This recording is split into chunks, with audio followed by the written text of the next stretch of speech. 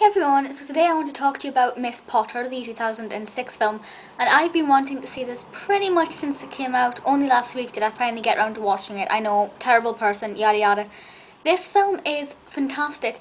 If you saw the review of Enid I did a couple of weeks ago, starring Helen Bonham Carter, who I love, you'll know that I said in that film review that I'm not a massive fan of Enid Blyton's work, so I wasn't too sure if I'd really connect with the film.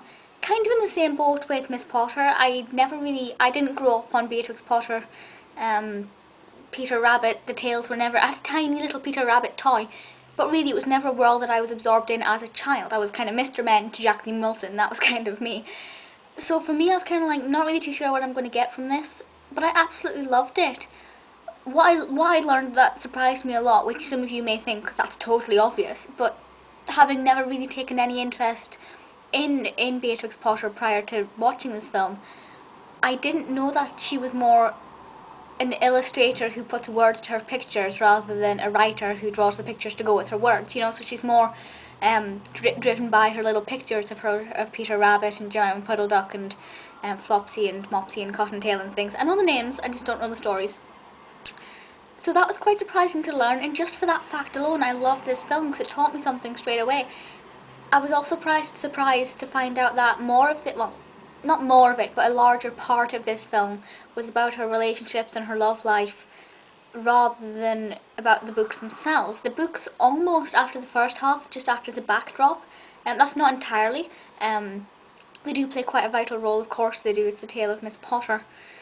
So that I think is great, though, the fact that there's a lot more to it than just this is how she became a famous author, which I'm not saying is the case with Enid and things like that, but it's kind of what I'd expected, so I was quite relieved by that and really did enjoy it. There were some flashbacks to when she was a child. The actress who plays Minnie Beatrix is fantastic. I can't remember the actress's name. Of course, the actress who plays the adult Beatrix Potter is Renee Zellweger, who is fantastic. I love her in everything that she does that I've seen. The flashbacks work really, really well, and I truly believe that they capture the essence of both characters, a child and adult, perfectly. Now, as I said, I don't know the much about the author-illustrator, but I do know that the child and the adult version go hand in hand. You can see that they're the same person, so I think that works very, very well. No complaints with this. I think the script was fantastic, the plot progressed wonderfully. Can't account for just how accurate it is to Beatrix Potter's life, but I know that it's accurate to the time period, so that wasn't an issue at all, because, you know, sometimes you do think, would that really have happened?